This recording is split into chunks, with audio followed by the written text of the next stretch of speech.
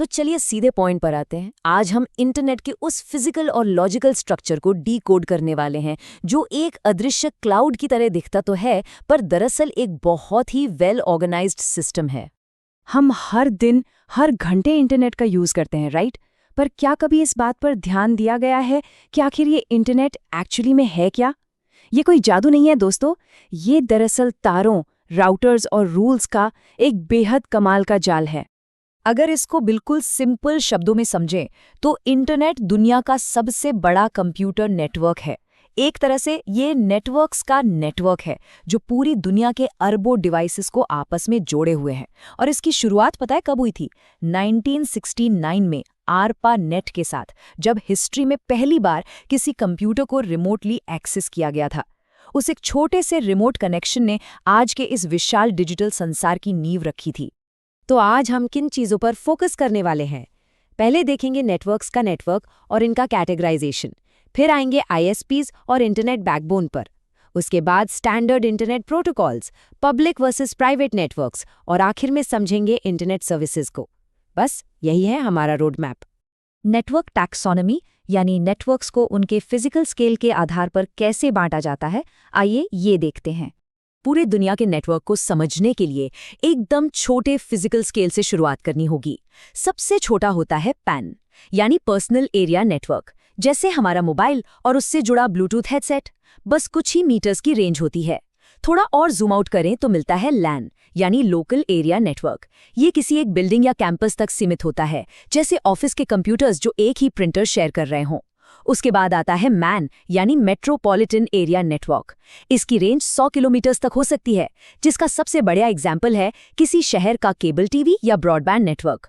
और सबसे आखिर में सबसे बड़ा वैन यानी वाइड एरिया नेटवर्क, जो महाद्वीपों और समंदरों को भी पार कर जाता है। हमारा ग्लोबल इंटरनेट दरअसल इसी वैन का ही सबसे बड़ा रूप है। अब यहाँ एक बड़ा सवाल आता है कि ये विशाल वैन नेटवर्क्स आपस में जुड़कर ग्लोबल इंटरनेट इंफ्रास्ट्रक्चर आखिर बनाते कैसे हैं? इसका जवाब बचपन के लेगो गेम्स जैसा ही है। इंटरनेट में नई ब्रांचेस या टियर्स जोड़ना बिल्कुल वैसा ही है जैसे पहले से बने किसी लेगो स्ट्रक्चर में एक नया टुकड़ा फिट कर देना। ये पूरा सिस्टम एक बढ़िया हायरार्की में काम करता है। इस 3 टियर आईएसपी मॉडल को देखते हैं।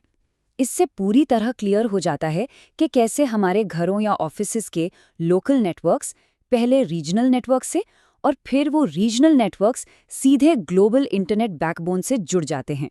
इस हायरार्की को थोड़ा और डीपली समझते हैं। सबसे नीचे आते हैं टियर 3 आईएसपीज, जिन्हें एक्सेस आईएसपीज भी कहते हैं। यही वो हैं जो हमारे कंप्यूटर्स या स्मार्टफोन्स को सीधा इंटरनेट देते हैं। इनके ऊपर होते हैं टियर 2 आईएसपीज, जिनका कवरेज रीजनल या नेशनल लेवल का होता है, और ये टियर 3 को ऊपर वाले लेवल से कनेक्ट करते हैं। और सबसे टॉप पर बैठे हैं टियर 1 आईएसपीज। यही दरअसल इंटरनेट की असली बैकबोन या रीढ़ की हड्डी हैं। ये massive high speed optical fibre links होते हैं जो 10 गीगाबिट्स पर सेकंड तक का भारी भरकम ट्रैफिक संभालते हैं। वैसे जिन जगहों पर ये अलग अलग आईएसपीज फिजिकली आपस में जुड़ते हैं, उन राउटर्स को पॉइंट्स ऑफ प्रेजेंस यानी पीओपीज कहा जाता है। चलिए फिजिकल वायर्स और राउटर्स के जाल से आगे बढ़ते हैं। अब उन लॉजिकल रूल्स को समझते हैं जो दरअसल इन वायर्स के अंदर डेटा के फ्लो को कंट्रोल करते हैं। इसको ऐसे सोचिए, अगर दो लोगों को आपस में बात करनी है तो उन्हें कैसी भाषा आनी चाहिए जो दोनों समझ सकें, है ना? प्रोटोकॉल्स बिल्कुल यही काम करते हैं। ये एक कॉमन लैंग्वेज की तरह है, और इसी कॉमन लैंग्वेज की वजह से एक आईफोन और एक एंड्रॉयड डिवाइस जो बिल्कुल अलग अलग कंपनीज ने बनाए हैं, वो भी आपस में ईजिली ईमेल्स और डेटा एक्सचेंज कर पाते हैं। और ये स्टैंडर्ड इंटरनेट प्रोटोकॉल स्वीट 4 अलग अलग लेयर्स में डिवाइड होता है। स्टेप 1 है एप्लीकेशन लेयर, जो सीधे हमारे सामने होती है, जैसे वेब पेजेस के लिए HTTP या ईमेल्स के लिए SMTP। उसके बाद स्टेप 2 ट्रांसपोर्ट लेयर, जिसका काम है TCP या UDP के जरिए process to process data delivery ensure करना। स्टेप 3 पर आती है नेटवर्क लेयर, जो डिवाइसेस को IP एड्रेस असाइन करती है और डेटा को सही राउट पर भेजती है। और एंड में स्टेप 4 है डेटा लिंक लेयर, जो ईथरनेट या वाईफाई के जरिए node to node data deliver करती है। एकदम step by step process. Physical scale और लॉजिकल रूल्स तो समझ लिए, पर अब ये देखते हैं कि इन इंटरकनेक्टेड नेटवर्क्स का एक्सेस एक्चुअली कंट्रोल कैसे होता है। एक्सेस के आधार पर इन्हें 2 कैटेगरीज में रख सकते हैं, पब्लिक और प्राइवेट। पब्लिक नेटवर्क बिल्कुल ओपन होता है, कोई भी जुड़ सकता है, जैसे कि इंटरनेट खुद।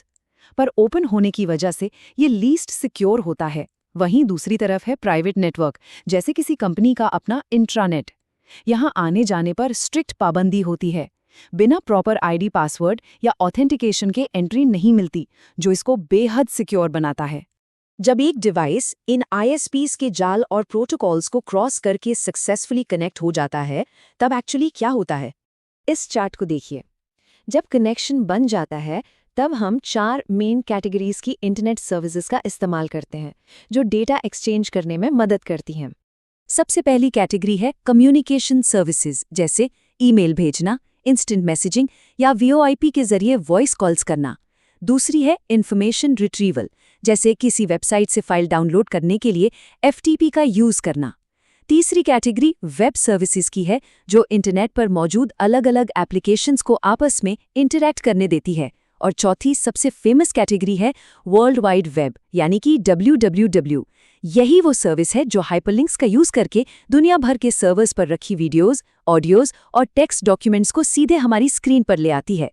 तो अगली बार जब भी कोई वेब पेज लोड हो, तो बस एक पल के लिए सोचिए कि कितनी आसानी से वो अदृश्य प्रोटोकॉल्स, अलग-अलग टीयर्स के आईएसपीज और समंदर के नीचे बिछी मीलों लंबी फाइबर ऑप्टिक केबल्स ने एक साथ मिलकर काम किया। सिर्फ हमारी एक छोटी सी क्लिक को पूरा करने के लिए इन सब ने सेकंड्स के हिस्से में आपस में सिंक किया। और यही इंस्टेंट कोऑर्डिनेशन इंटरनेट को आखिर में दुनिया का सबसे पावरफुल और फैसिनेटिंग सिस्टम बनाता है। क्या ये कमाल की बात नहीं है?